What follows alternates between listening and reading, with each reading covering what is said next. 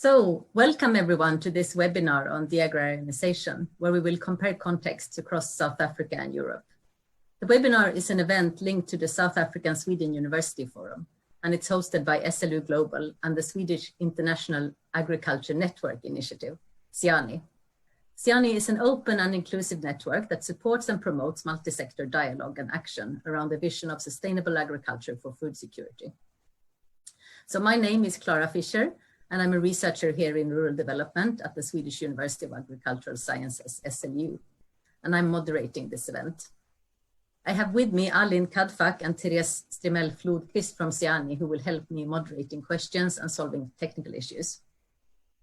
And we have an extensive audience here today, and some of you watch live via the Zoom, and you will be able to pose questions to the presenters in the chat. And the webinar is also live streamed on Facebook, where it's also possible to write questions and comments. Change slide, please.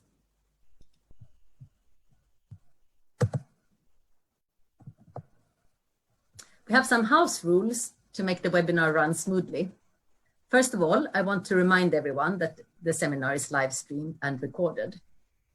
Questions are asked in the chat function.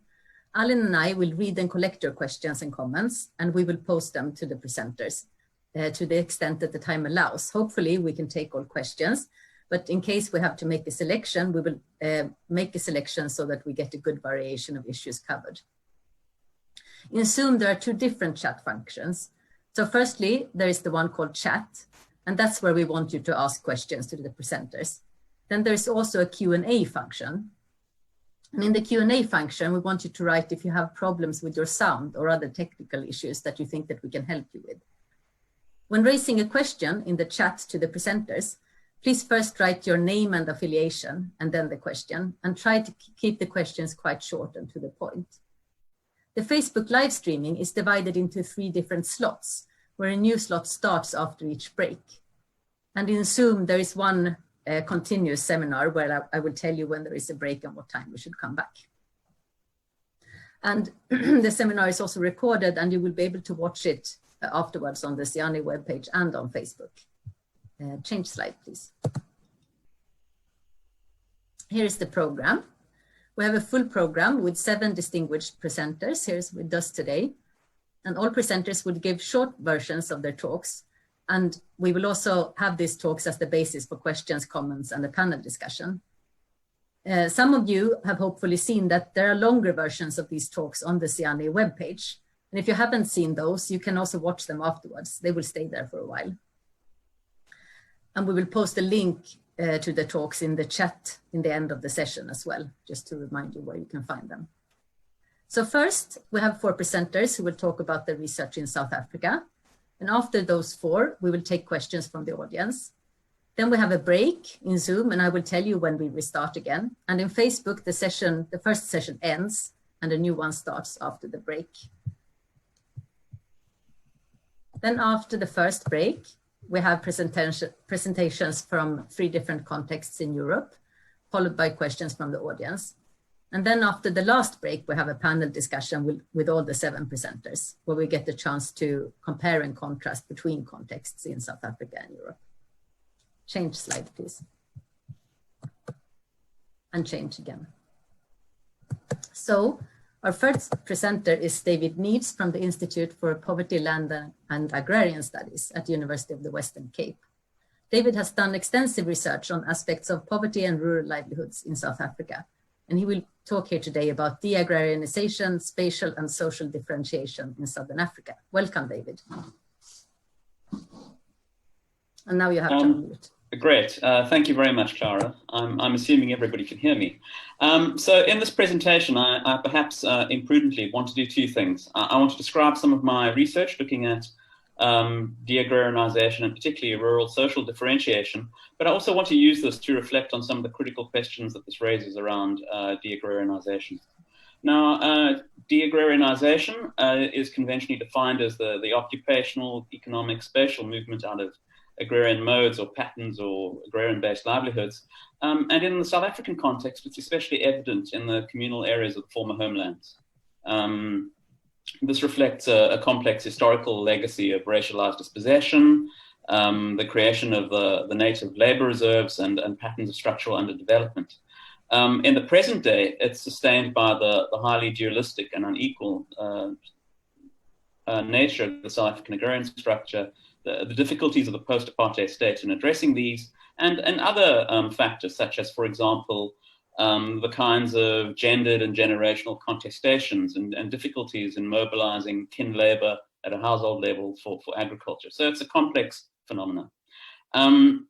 Now, of course, South Africa is a fairly sort of extreme example, but it's not entirely exceptional. There are commonalities between some of these dynamics and those found in other former settler native labor reserve societies of Southern and Eastern Africa. Now, while there are spatial variations, what I want to focus on is how we understand deagrarianization and its relationship to patterns of rural social differentiation, especially in South Africa in the context of high and rising inequality, but also in a predominantly urbanized society where over 60% of the population is urbanized and where agriculture, even formal sector commercial agriculture, with its linkages accounts for roughly a tenth of GDP. So in a profound sense, South Africa is neither a rural nor an agrarian society. So how does this play? How does this play itself out? South Africa is also a context where formal employment and state welfare transfers, cash social grants, received by over a third of the population, are major sources of sustenance and survival. And I'm going to suggest later on, they're also intertwined with formal employment and even state welfare transfers are intertwined with patterns of how rural households engage with agricultural activities. So in all of this, I'm drawing on area-based research, and I think we can change our slide here, which drew on both qualitative work. You see the top photograph, quite nuanced sort of area-based qualitative work, but also analysis of income data from the census. And from this, we came up with a schematic livelihood typology of rural households. And it draws, it's indebted to Dorwood and Schoons's work, but essentially it's this four-part hierarchical typology. And it ranges from, you'll see in the typology in front of you at the top, sort of elite local households, often with strong labor market linkages. They move out of narrow survivalist activities and into high value diversification, livelihood diversification, including, in many cases, agricultural production. These are the sort of 5% of households. These are the local elites, the bureaucratic sort of elites as well. These are the sorts of households that have herds of cattle, etc. And they constitute roughly 1 in 20 households. And we can see that both from on the ground qualitative research, but also in some of the income data. One notch below them are middling, inching up. We call them inching up type households. Typically, they have linkages to low wage employment, either. Thank you very much, David. And we move right on to Flora. Sorry, just hang on. So Flora Hydri is from the Department of Urban and Rural Development here at SLU. And Flora has conducted research on changing rural livelihoods in Southern and Eastern Africa, as well as in Sweden for the past 2 decades. Flora will talk about deagrarianisation in the rural Eastern Cape, abandonment of field farming, but intensification of vegetable gardening. Welcome, Flora. Thank you, Clara. Yes, I will present on a specific project, but actually it all has to do with a very long field presence that I have in this particular area of rural Eastern Cape for at least almost 20 years, but I call it a 14-year research project because we have 2 surveys that we're comparing from 2002 and 2016. And I just want to say that David Neves, who just had a presentation, is also part of this research project. And Stefan Granlund, who I think maybe is listening, is also the PhD student in this project, who is now finished. So what we did in these two villages in the coastal area of rural Eastern Cape that you can see here on the little map between Port St. John's and well, Durban, but very close, much closer to Port St. John's, is that we surveyed all rural livelihood activities in every household in these two villages. Sorry, I was not finished yet. Can you go back? Thanks. Of course, this was complemented with interviews and with a long ethnographic presence in these villages, where we have lived in the area, in the local villages, both me and Stefan, for several months since beginning of 2000. The point of the project, the last project that I'm presenting on now, was actually to investigate the effects of the child grant on rural livelihoods. But the data that I presented in the longer presentation, and which I will now briefly just summarize, is more of a side effect of that, because we collected a lot of different data on livelihoods change, including agriculture, in order to see these effects of the child grant on livelihoods. So we collected a much broader data set. And from that, I will talk a little bit about the effects on agriculture. So you can change slide now, please. And as I said, the longer presentation is about 12 minutes, and it presents this research project in much more detail. So you can see here the two villages' names are Hutwini and Manteku. They are in the top bar there, and the data from 2002 and 2016. And as you can see, this changes in livelihoods, in agricultural and cultivation related livelihoods in this area were sort of specific in that while gardening didn't really drop very much in the two villages, planting in the fields dropped very dramatically in these 14 years. So from 62% of the households doing that to 2% in Hutwini, for example. Meanwhile, the average number of different crops and fruit trees did not drop as dramatically, which suggests that people are continuing with their gardening and in some cases increasing different crops in their gardens. But this radical reduction of, of planting in the field meant that households growing more than 75% of their own maize consumption reduced a lot, and households not growing any of their own consumption did not increased a lot. So the last slide, please. To summarize, our results show that food security has increased, which is a lot to do with getting access to the child grant and to other grants increasing in this time. But there was decline in almost all other livelihood opportunities, and particularly a major loss of jobs, which was compensated by the grants to an extent, but not really fully. We could see this abandonment of low-value field cultivation of staple foods, but also a tendency to focus on high-value gardening. But this was conditioned sort of on if soils were good, if there was no moles or monkeys nearby, and so on. So for those who had particularly good soils and other factors, those households could focus more on gardening, which was not all of them, but some. And we could also see that grants were sometimes used for increasing garden production and also maybe selling to others on pension day markets and in other venues. So that was our conclusion from that project. But there's more in the longer presentation about also reasons for abandoning field cultivation or not focusing on gardening, even if it is more profitable. So I refer you to that presentation for more information. Thank you. Thank you, Flora. Thank you. Then we change again and move on to Paul.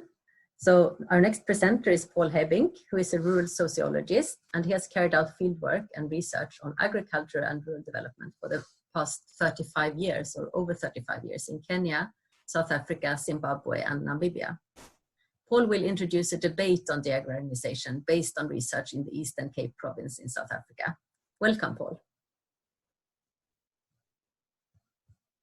And don't forget to unmute yourself. Mute me. Thank you, Clara, for introducing me. My debate is with those that believe in deagrarianisation as inevitable, like David perhaps, or Flora perhaps. My interest in deagrarianisation actually emerges from the fact that I continuously see, whether I'm in Europe, whether I'm in the Netherlands or in Zimbabwe or in Kenya, I continuously see people stepping into agriculture, not stepping out or hanging out, but they're stepping in. So I call that re-agrarianisation. My interest is in that, and I have a, can you please change the slide? So my interest is more theoretical. I'm not so much into large databases and these kinds of analysis and percentages of households. I'm interested in the process and processes of, let's say, agriculture from an assemblage point of view. This is one of the sort of theoretical roots that you find in the social science literature that actually links the social and the natural in a lot more non-linear and non-theological way. You know, the idea of agriculture as an heterogeneous assemblage, which means that there are different forms and different kinds of connections in different spaces and in different areas. So deagrarianisation and re-agrarianisation are both different kinds of assemblages, you know, organized around different social, spatial, and material connections, right? All moving into different directions, which you can label as homesteading, even with the typo, and production at scale. These are some of the concepts that I've worked on with Shauna, and to a degree also with Charlie in our work in the Eastern Cape. So they're not only mine, right? Can you change the next slide, please? Right, so debating re-agrarianisation, that means we are looking at the opportunities that people grab and create, and the creation of conditions of people themselves in the so-called former homelands, you know, to go into agriculture. And you find them when you go, when you have this long-term field engagement or village research engagement, you find continuously people planting fields, opening up fields that haven't been plowed for quite some time. Suddenly they are being opened. They're being plowed, they're planted with maize or with other crops, and they continue to do that for a number of years. Sometimes they're migrants, sometimes they're teachers, sometimes you find also, say, people that have continuously planted fields in the villages. So there is enough evidence, I would say, perhaps not in terms of huge quantities, you know, 30–40% of the households, perhaps only 3%, perhaps only 5%, perhaps only 10%, right? But that's significant enough to debate whether deagrarianisation should be critically looked at from a theoretical point of view, right? The advantage of bringing re-agrarianisation to the agenda, which is my agenda for the next few years, I hope, despite being retired.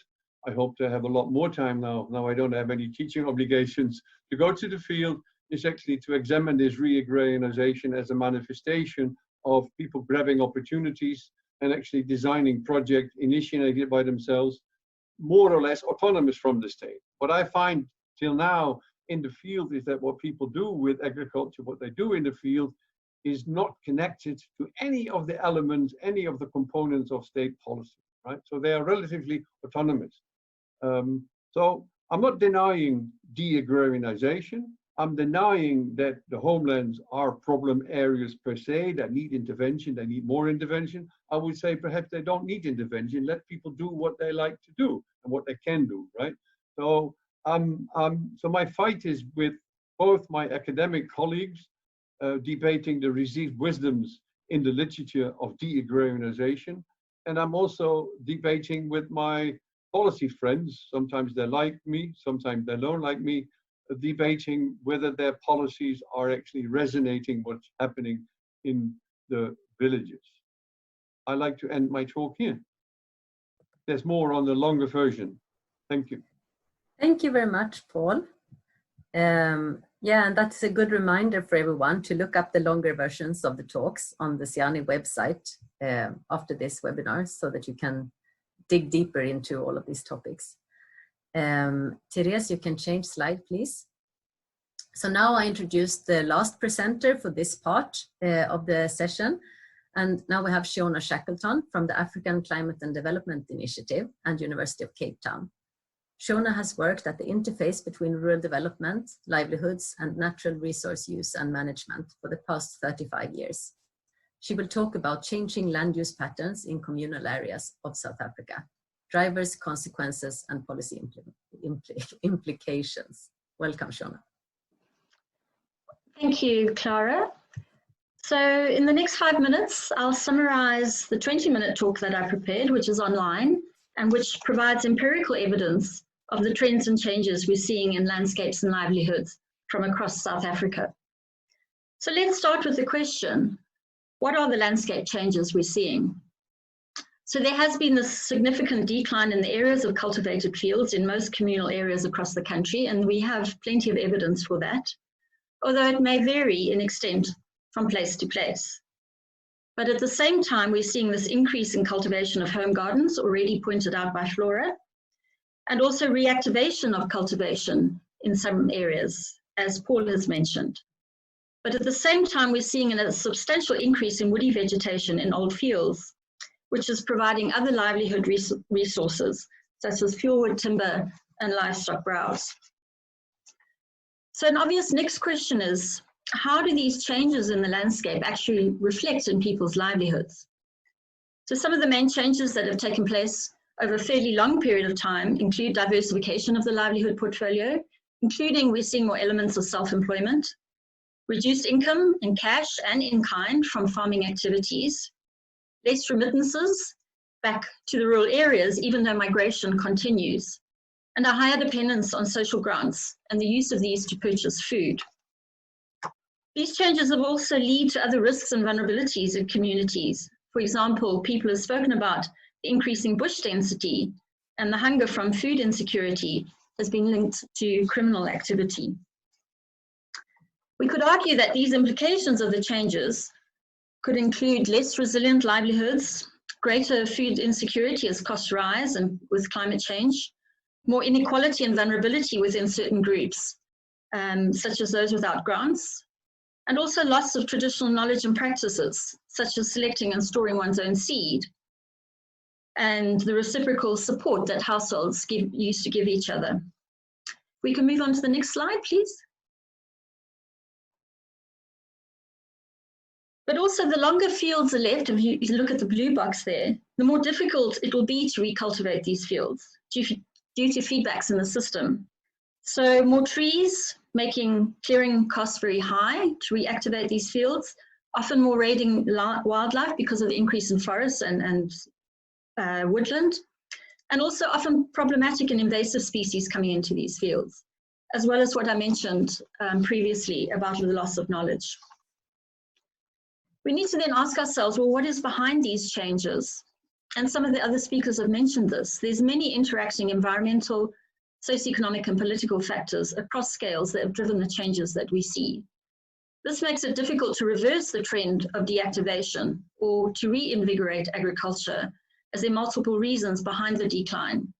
These range from poor policies to continued neglect of rural areas, preference for alternative livelihood activities, the high costs and risks associated with farming, particularly with current weather changes that people are experiencing, and a range of local factors like lack of traction, people don't have money for fencing, livestock are no longer herded, etc. So my last question is then, what are these findings telling us and what do we need to do? So it's important to appreciate that there's no single rural reality. We need to recognize different forms of farming that require different targeted support. That off-farm livelihood activities are also important, that we need to get basic development right, education, access to credit, infrastructure, extension service, and access to land and tenure security, so people can make their own livelihood choices and have more options available to them. And finally, just a few ideas that I hope we can maybe discuss further later in the afternoon in the discussion section. So what do we need to do? Well, we need to revise current policies so they fit with the rural reality. We could perhaps explore more what youth are interested in and what might make land-based activities exciting for them. We need to better understand the barriers that people who want to farm, who are still farming, are facing, and what might be ways to overcome those. We need to build more on what people want to do for themselves and look for new opportunities. We need to improve extension, knowledge sharing around climate resilient approaches, reintroduce traditional practices, and consider how to combine these with low input agroecological approaches. We need to think about water and access to water through micro capture or micro irrigation, and also water conservation techniques. We need to consider forms of social protection that could encourage household cropping, food gardens, and greater self-sufficiency. And Flora also mentioned how household grants were sometimes used in cropping and food gardens. We need to explore market opportunities, both locally and more nationally. And we need to link and establish collaborations between aspirant farmers and other actors in the food system. And I think there's many more ideas, and perhaps that's something we can discuss later. Thank you very much.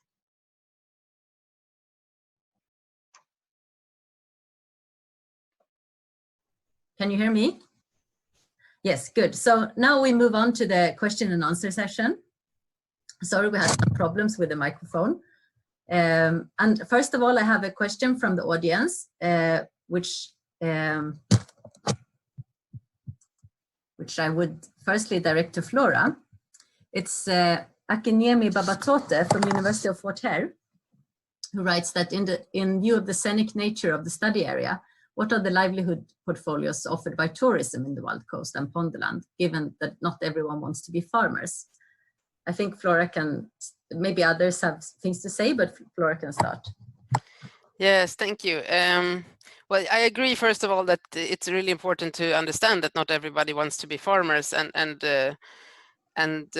for most people, farming could only be a very small addition to other livelihood opportunities. So it's not like there would be any kind of reason not to engage with tourism and in some farming as well. About the scenic Wild Coast, I mean, there has been different projects for tourism there. There was this huge EU project that spent a lot of millions of rands on trying to establish community-based tourism hiking trails, and that failed, although there has been some local people continuing those opportunities.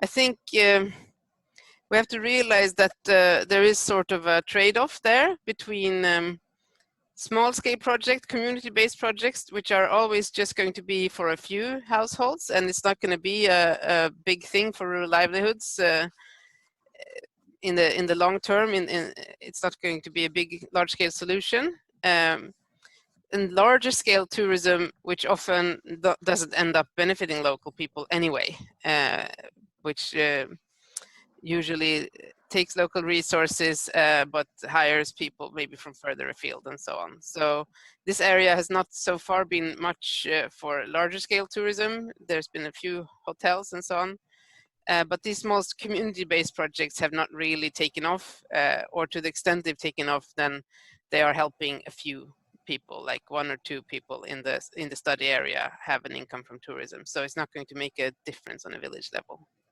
unfortunately.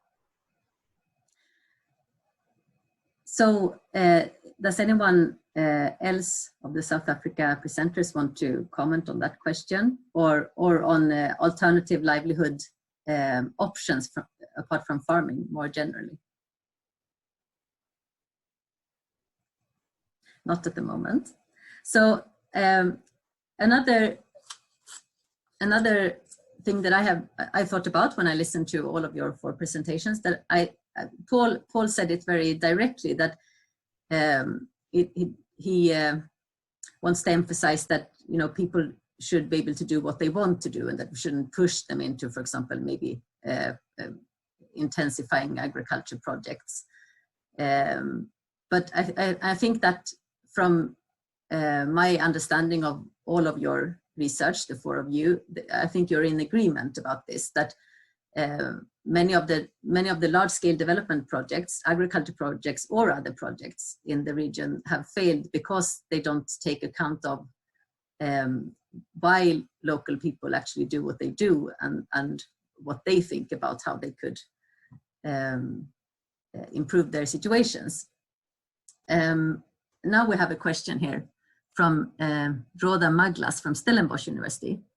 What are the trends of deagrarianization among youth in rural areas? I think I will read the rest of the question, but I will direct it to Shauna to start with.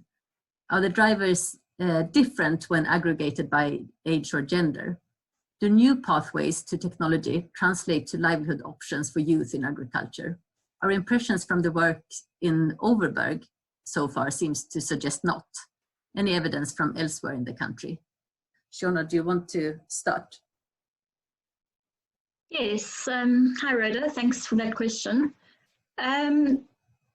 Certainly youth are still participating in agriculture. So work that we've done around who is still farming, in most of those cases, the youth in those households were still involved in the farming activities, particularly where it was field farming. And many of them mentioned that they enjoyed farming and they'd like to make farming a part of their life.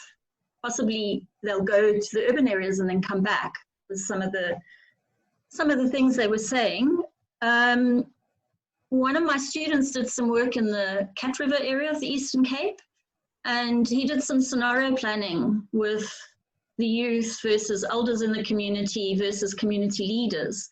And certainly it was interesting, the youth were picking up on some of the new technologies. So maybe that contrasts with your situation. So they were saying things like, why don't we do solar farming? What about conservation agriculture?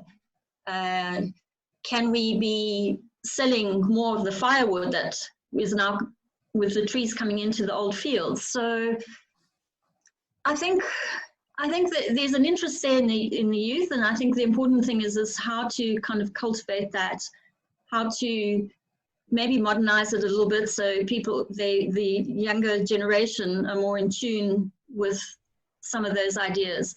I certainly know in other parts of Africa, there's been quite a lot of work with the youth, and the more high technology approach has been quite successful. I'll stop there. Does anyone else want to comment on youth and agriculture, or should we move on? There will be more questions about youth and agriculture, I see in the chat. So then we have a question. Yes, David, unmute yourself. Thank you, Flora.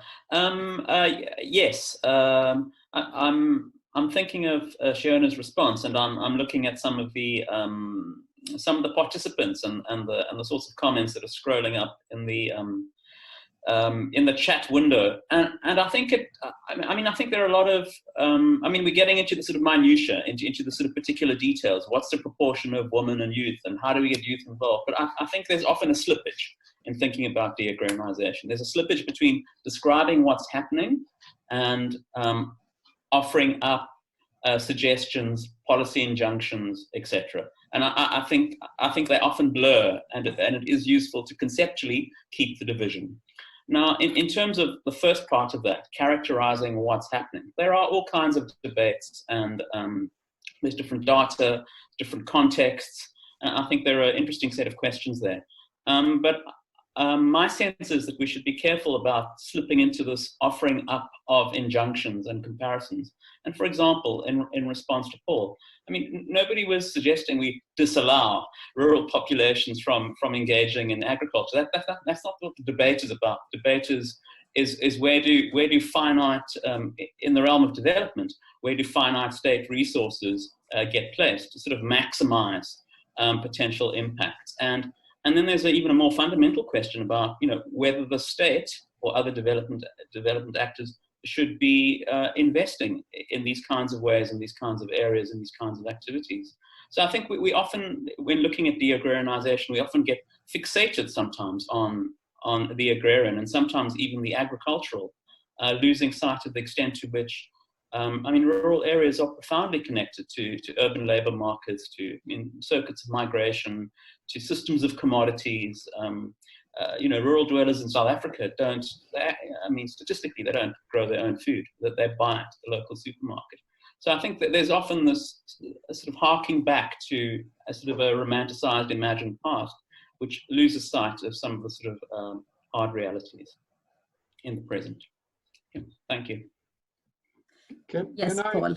Can I come in the sense of, you know, let's say the work of Charlie and Shauna has made absolutely clear that we should not think in a very limited way of what agriculture stands for, or rural activities more broadly. I mean, people are gathering, people are doing all sorts of things in the rural areas in what is used to be called in expert circles or policy circles agriculture, right?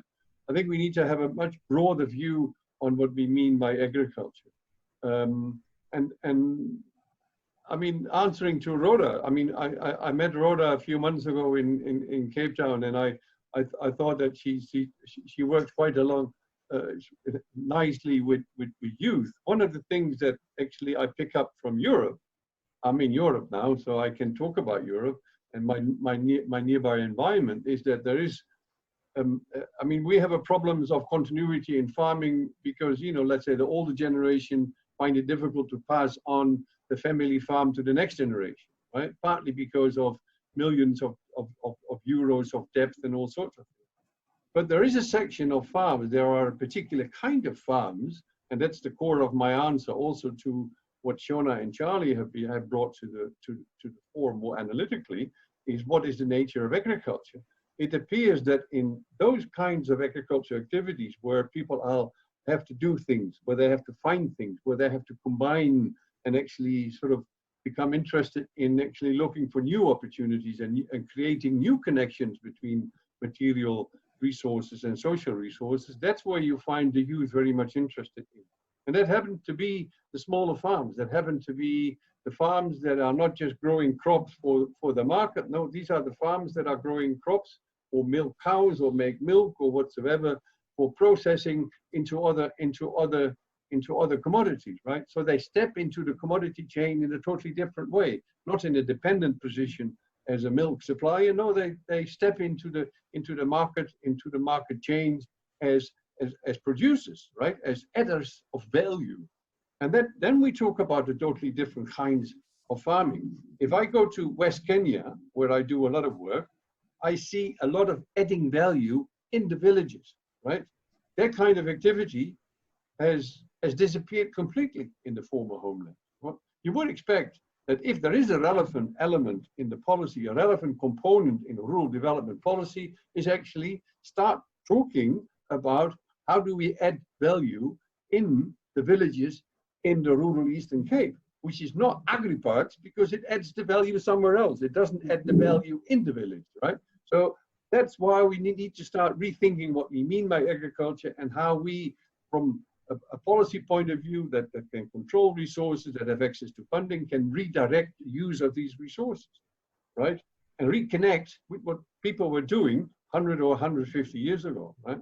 And that is what we call rural development in Europe, which is a rural development based on what people do themselves. That kind of rural development paradigm, right, which has now been accepted as a development policy by the European Union, initially was designed by farmers in the 50s, 60s as a response to the squeeze on agriculture, right? They wanted to get out of that agriculture system by designing another one, which is adding value on the farm, which their grandfathers did, right? And that adds a lot of dynamics, that adds a lot of control of power over, let's say, commodity change. That's where you find the youth obviously very much interested. Thank you, Paul. And I can just say from my own fieldwork in another part of the Eastern Cape, those farmers who continue to engage in farming, they also ask for help with the value adding and to be able to earn more money on what they produce. But then, of course, there are many rural people who do not engage a lot in farming, but still appreciate their rural homes a lot for other reasons. There are a lot of questions now in the chat. We will not be able to take all of them, and I'm not taking them in order, and that's not for excluding certain people, it's because I want to have a variety of questions. So now I'm moving on to two different questions. It's first from Adam Payne and then from Stephanie Leder, and I will take them together. So Adam Payne writes that the main agrarian question has been concerned with the extent to which agriculture contributes to the shift from an agrarian to an industrial society. So what is the deagrarianization question? And before you answer that, I want to say Stephanie Leder's question as well. Why are we talking about deagrarianization and not just agrarian change? If there are contradictory empirical data and we want to unpack the contextual complexities, doesn't deagrarianization imply normatively less value and linearity? You can decide to take these questions as a pack or separately. Does anyone want to begin answering? Flora, don't forget to unmute. Yes, I could try to answer a little bit and then others could fill in. I mean, I think it is important also Paul's point about that people can reactivate these strategies in certain contexts, and if it becomes more important or more valuable, more worthwhile to engage in different agricultural activities, I'm sure that people are going to start doing those again. For example, now during the pandemic or due to other changes. But to say that, oh, it's not a process of deagrarianization, but just change, I think it sort of would neglect the fact still that there is a big change happening in many areas. And I can see that when I collected the data in 2000, almost 20 years ago now, people were saying that it's only 2 or 3% of households that grow a lot of their own food, that they eat a lot of their own staple food. But 1 generation ago, it was most households that did that. And now it's no households. So, I mean, I think that is a big change, and not saying deagrarianization, but just agrarian change doesn't specify that this is happening. But I don't think that we should use deagrarianization as to say that this is a linear process and will never change and it doesn't fluctuate. Or so it needs to be a nuanced word. But I would say that the deagrarianization question is, what do we do with the people who don't have any livelihood opportunities now in rural areas, who cannot engage in agriculture because it's not worthwhile, it costs more than it gives, and who don't have any other livelihood opportunities? There is no move towards the industrial, there is no jobs in the industry either. That, I would say, is the deagrarianization question. Anyone else of the panelists who want to contribute? David? Yes, I mean, I think these are really useful questions, and they touch on some of the, I think, the foundational concepts that I was trying to signpost. So, and Adam Payne asks very concisely, and I think very incisively, you know, hasn't the great agrarian question been resolved? And the historically agrarian question is about the role of agriculture in processes of national and economic development. And I mean, the short answer to that is that yes. I mean, for example, in the South African context, the agrarian question has been resolved, but it has, in those terms, it always was a question of capital. But I mean, following from what somebody like Henry Bernstein says, the new agrarian question is now the question of labor, which echoes what Flora was saying. It's the question not of how are these levels of production going to contribute to national economic development. It's the question of how do these kinds of activities and levels of production contribute to dealing with the sort of massive crisis of livelihoods and employment that we see in not only South Africa, but you know, countries all over the world, especially in a context of, in a sense, jobless deagrarianization. The old linear trajectories was that rural populations became displaced from agriculture, and they found footholds in the urban economy and in industrial employment. Increasingly, what we're seeing is essentially these rural populations are they're redundant, to the needs of capital and the needs of the market. There are, I mean, this draws on, for example, Tanya Lee's work. These are surplus populations. They're surplus to the needs of the market, and even the sort of wider economy. So the question becomes how do we optimize and how do we create spaces for livelihoods, building on what people already do, want to do, or can do in rural areas. I think that's the answer there. Shauna. So I guess this also comes back to what do we think agriculture is and what is farming, because I think there's good empirical data from across South Africa to show that actually having any type of agricultural production, even if it's a small home garden, actually helps increase food security. So again, in terms of livelihoods, I guess it's also what we're thinking about in terms of livelihoods. But because I work in the field of climate change, I'm really concerned about future vulnerability. And I feel if there's ways that we can support food security, and we're just seeing a lot of hunger now in the South African rural areas under the COVID-19 lockdown. And the food packages are not very nutritious if people can actually get hold of those. So I do feel we need to see this de-agrarianisation from multiple perspectives. So yes, we're seeing a decline in the big fields, we're seeing a decline in commercial production, but there's the whole food security side as well that I think we need to think about. And yeah, I agree with what David was saying. These are basically almost redundant populations, but at the same time, they're there.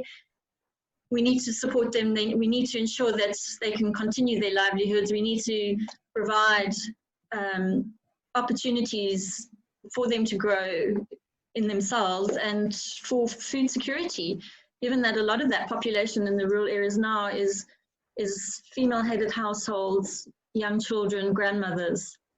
And so, again, I think there's no one approach to this. We've got to be thinking very broadly about how ecosystem services or natural resources in general are contributing to livelihoods. And livelihoods already, we know, are very diverse. So we're never going to turn rural livelihoods now into an agricultural-based livelihood. But there are ways that agriculture can contribute to those diversified livelihoods to make them a little bit more secure, make them a little bit more resilient, particularly going forward into an uncertain future under climate change. Thank you. Paul, are you waving? You unmute, yes. Can I shortly interrupt a little bit? This idea of the agrarian question is solved by capital, and now we have a question of labor, right? And the idea of surplus people. I've never believed in these stories. Partly because I've learned to go out of political economy, precisely because I'm doing field work, right?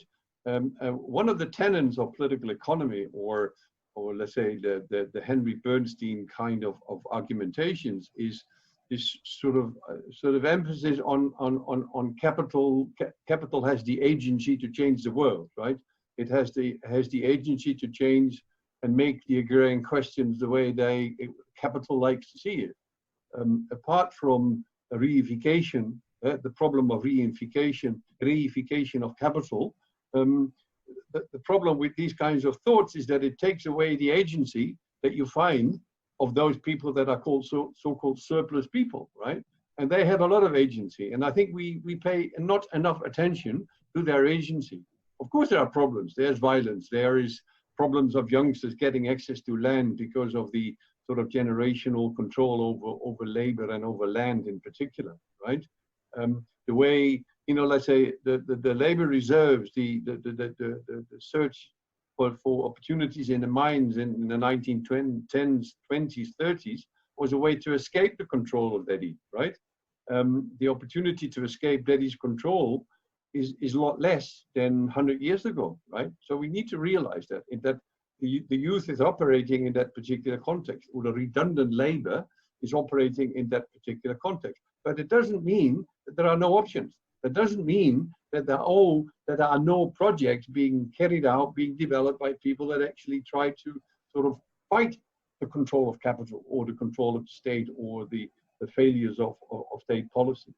People are reappropriating, redesigning government policies. You know, look at the way water is being used, all the technical facilities and laws and blah, blah, blah, blah. But people are using the water in a totally different way than a lot of policy, say, actually assume that they should use. The control by the state is not 100%. It's probably only 30%. It's only 10%. There's a lot of people are running away with state resources. I think we need to pay a lot more attention to that, right? Theoretically as well as practically, right? And then we move away from this linear sort of structuralist interpretation. Okay. Now we're soon breaking, but I want to take a group of questions again. So Malin Beckman from SLU, she has asked regarding, I will take a few questions in a group, but first Malin asked in relation to Flora's presentation that Flora said that they see an increase in food security in 2016 as compared to the 2002 survey. And Malin is wondering why this is. Is it because it's cheaper to buy food than to grow it? And in relation to that, I am also curious in relation to another paper written by someone that I can't remember the name of, that found that households that produce their own food are more household secure based on data from South Africa. And I'm also thinking if you can say something about this in relation to that the overall trend in South Africa at the moment is increasing poverty and increasing food insecurity. So why is the trend opposite in Kutwini? And then also we have some questions in relation to the COVID-19. Stefan Granlund is asking to all panelists, difficult question to answer perhaps right now, but what do you think about the long-term consequences of the COVID-19 pandemic on a re-agrarianization of rural agriculture, seeing as so many informal workers are losing income and livelihoods as we speak? Or do you see a stronger demand for unemployment grants, i.e. more temporary social protection? And also Rhonda Maglas writes that how do you think COVID-19 is swaying deagrarianization, if at all? We have 4 minutes and Paul is eager to start. Very short about COVID. One of the stories you find in the Dutch newspapers at the moment is that sort of the post-corona, if you can talk about the post-corona era, is that there's a lot of more emphasis probably on local resources. You know, people are debating whether we should go to IKEA, who is getting all their stuff from China, right? Don't we need to sort of question the reallocation of industrial activities to China and actually get it back into Europe, sort of to temper globalization, to make spaces look a little bit more different. There are stories about, and that's sort of supported by some empirical evidence, is that at the moment people go out, now they have time because of COVID and the lockdown, we are not supposed to go anywhere. People cycle to the rural areas to go to farm shops and buy milk, buy cheese, buy bread, right? So there's an expectation that Corona, the post-Corona, will create a different world with shorter distances and people sort of shopping more locally, right? Rather than only going to the supermarket. So there's a trend, right? I'm not sure whether that's happening. The trend is already ongoing, but it may be strengthened by the Corona. So yes, Flora, do you want to comment on the food security aspect as well? Yes. I think one of the points in my presentation, and this is a longer one, is that households are different. They have different possibilities for production. Some have good fields and they are producing often more. Others have different problems, salinization, animals coming to the fields and so on, and sandy soils and waterlogged soils and so on. There's a host of different problems that can mean that it's not worthwhile to produce food. So I think to Malin's questions, it's basically yes. For staple foods, for most people, it's cheaper to buy because it's really cheap to buy staple foods, mass produced in large farms in South Africa, and then to grow your own, at least if you're going to have problems like pests, like climate conditions, like animals eating the crops and so on. For a small garden that you can fence, that you can look over close to your own homestead, producing higher value vegetables, that's a different story. But large fields with staple crops, I don't think it's going to be cheap to grow also in the future. And regarding COVID, I think yes, maybe this year when people are at home during lockdown and there's nothing else to do, they might turn to agriculture more. But we also have seen that they need money for that.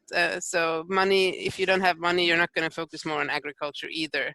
But I think if we have the current, if post-corona world is still with our current economic system, then no, in the long term, it's going to be still the same situation with not worthwhile growing food. Thank you. And I want David to have a chance to comment. He has been raising his hand. Great, thank you. I think there's some really interesting questions around the sort of the future of rural areas and the agrarian in the sort of post-corona COVID-19 sort of outbreak. And I mean, some of this has already been suggested, the way in which there might be opportunity, but we often see sort of shocks like this sort of deepen vulnerability, especially considering sort of linkages between labor market earnings and patterns of agriculture. So what I mean, I take away something else from this, and I think it basically concerns the political. I think what's really sort of astounded me about COVID-19 is the alacrity, the swiftness with which many national governments have responded to it. The way in which things that seemed impossible a month before were suddenly possible and suddenly happened. So I think there's some really sort of interesting lessons about sort of the role of the state and the way in which forms of political action, social action can catalyze change. In a way in which we sort of never imagined possible. And I mean, it's very, very difficult to sort of imagine what the future is going to look like. I think many of us just share the sense that it's going to be very different. We're just not entirely sure how. Yeah. Thank you, David. Shauna will have to wait until later in the panel. Keep your question or keep your comment. Now we have to take a break, and this means that the Facebook session will end and there will be a new session starting again. In Zoom, we will meet back at 2:10. So that means that we have 8 or 7 minutes break. I want all the panelists to be back a little bit before 10:00 to make sure that everyone is ready. So see you again 2:10.